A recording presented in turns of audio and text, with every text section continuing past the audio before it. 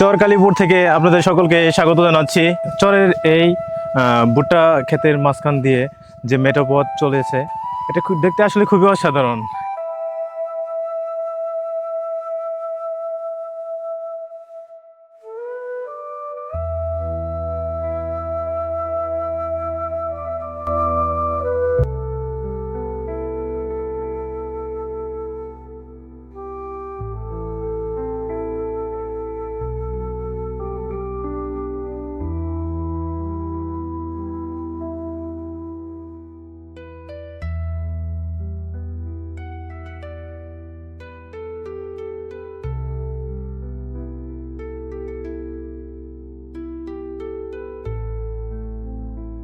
খালি কোনোরকম খালি হিসা রাখাইটা নইলাম। বন্ধুরা, স্বাগত জানাচ্ছি গোবিন্দেশী ফেরিঘাট থেকে। ব্যস্ততম এই কর্মযজ্ঞ দেখে একটু অবাক হলাম। হাজার হাজার মানুষ যেখানে ঘন্টার পর ঘন্টা অবসরে কাটায়, সেখানে চরে বসবাস করা এই মানুষগুলো তাদের গৃহস্থলী কাজের জন্য প্রয়োজনীয় সামগ্রী, বাজার এবং অন্য কেনাকাটা সেরে তড়িঘড়ি করে নৌকায় উঠছে। আমাদের আজকের গন্তব্য চর জয়পুর। ভাগ্য খুবই ভালো থাকায় খুব তাড়াতাড়ি নৌকা পেয়ে গেলাম।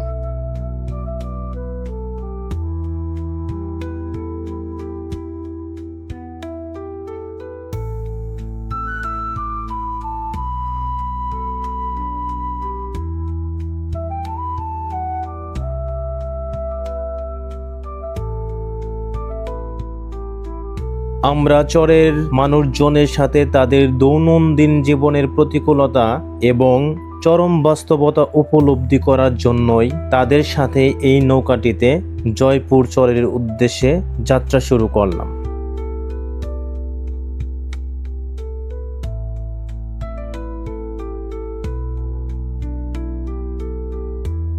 নদীর বুকে হালকা বাতাস ছুঁয়ে যায়, জলের ঢেউগুলো যেন নরম সুরে গান গায়। ঠিক সেই মুহূর্তে হঠাৎ করেই এক ঝাঁক পাখি আকাশে ডানা মেলে উড়ে ওঠে। মনে হয় প্রকৃতি যেন নিজের হাতে আঁকা এক জীবন্ত ছবি দেখাচ্ছে।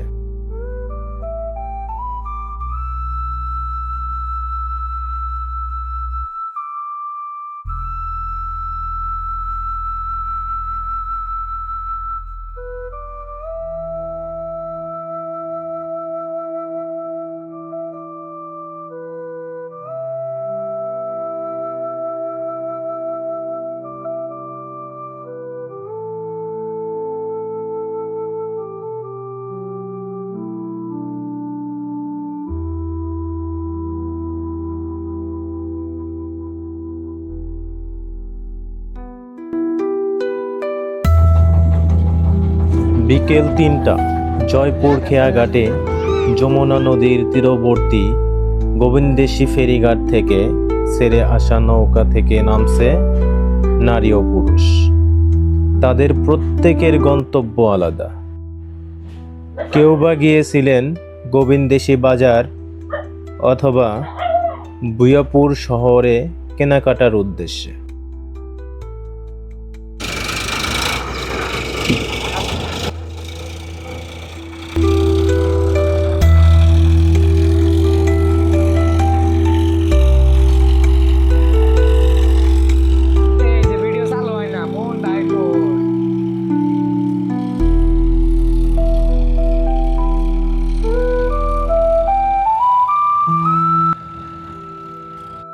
সবাই ছুটে চলছে তাদের গন্তব্যের উদ্দেশ্যে। এই ধুধু মরুভূমির চরে যাদের গন্তব্য অনেক দূরে, তারা মোটর সাইকেল ব্যবহার করে তাদের গন্তব্যের দিকে ছুটে চলছে।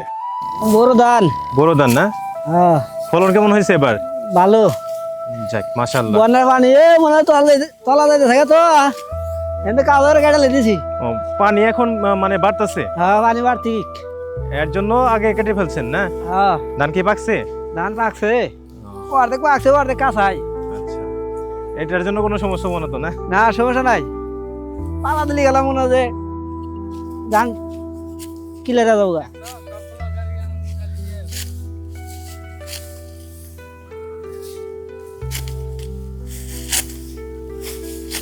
ভাইজান, কি অবস্থা, ভালো আছেন?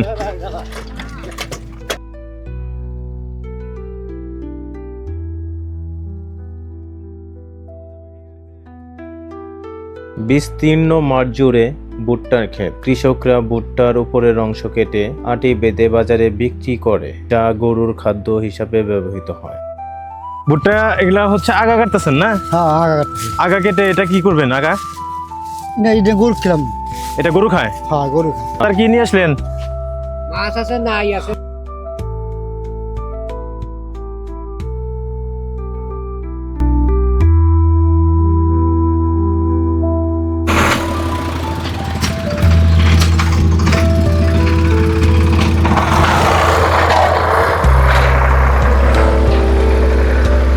এই হচ্ছে সেই চীনা শস্য দানা। এই দেখতে যদিও ধানের দানার মতো মনে হয়, এটা ধান না, এটা হচ্ছে চীনা শস্য দানা।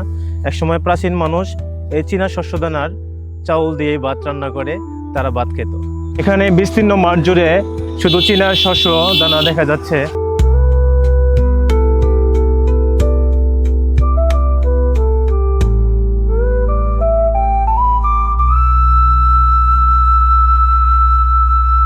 আগে কেটে দিয়েছি যে ভুট্টাগুলা ভাঙ্গে আরাম পাওয়া যাবে। ও, এই ভুট্টার দানাগুলা বা ফলগুলা ভেঙে আরাম পাওয়া যাবো। আর তাড়াতাড়ি আর শুকা যাবে, এর মধ্যে পরে শুকানো বুকো। ও আচ্ছা, এভাবে কয়দিন রাখবেন? এই যে আগে কাটতে যে দেরি, এই কেটে হেরে ভেঙে ফেলাবো। কেটে তারপরে এটা ভেঙে ফেলবেন? এটা হলো কাঁচা কাঁচা, তাই জন্য আগে কেটে দিতেছি, আর ভিতরে পেকে গেছে গা। ও, এই ভুট্টা হচ্ছে কি জাতের ভুট্টা এটা? এটা হলো আল আকসা। আলাক্সা জাতের। এই জাতের ভুট্টা দিয়ে কি কি হয়? এদের সবই বানায়, পোল্ট্রি খাদ্য, বিস্কিট মিস্কিট, গরুর খাদ্য, সব কিছু হয় এগুলো দিয়ে। সবকিছু হয়। ও, এরকম কত বিঘা জমি আবাদ করছেন? আমি 10 বিঘা জমি আবাদ করছি। ও, ভাই বলছিলেন যে এরকম হচ্ছে ভুট্টার যে আগার অংশ এভাবে আটি বেঁধে প্রতি আটি বাজারে 50 টাকা করে নিয়ে বিক্রি করে।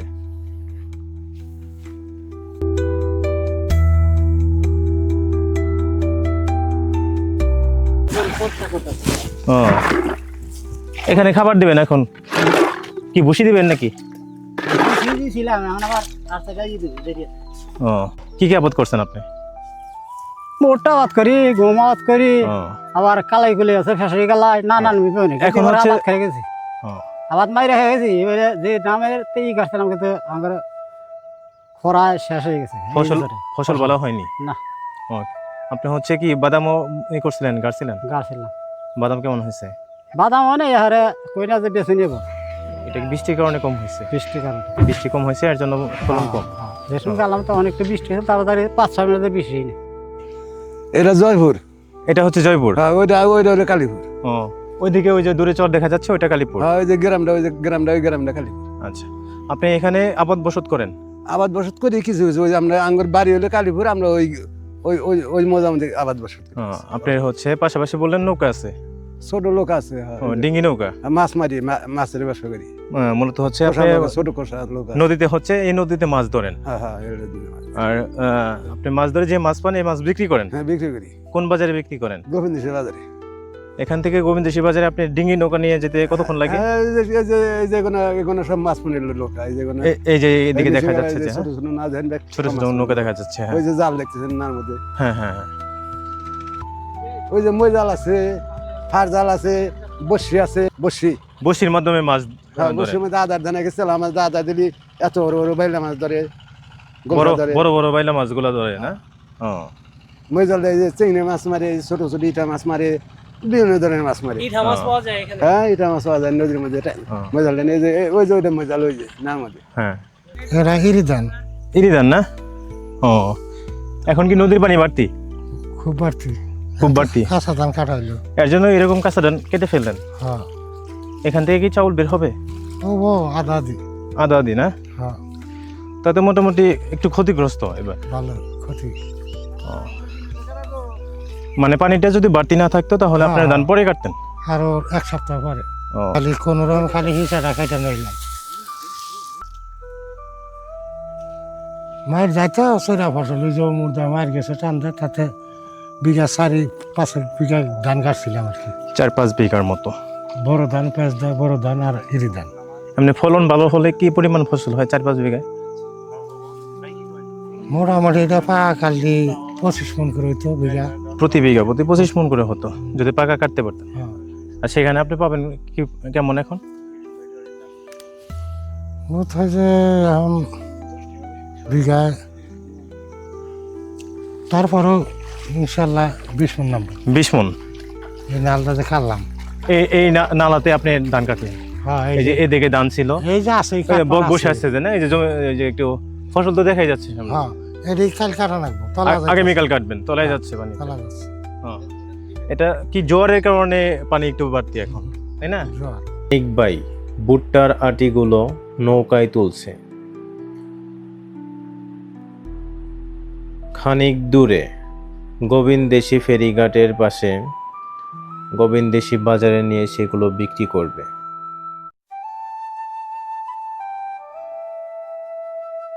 সূর্য পশ্চিম আকাশে ঢলে পড়ছে। আজকের মতো আমরাও বিদায় নিচ্ছি। আমাদের এই ডকুমেন্টারি ভিডিও আপনাদের কাছে যদি ভালো লেগে থাকে তাহলে সাবস্ক্রাইব করে আমাদের পাশে থাকবেন।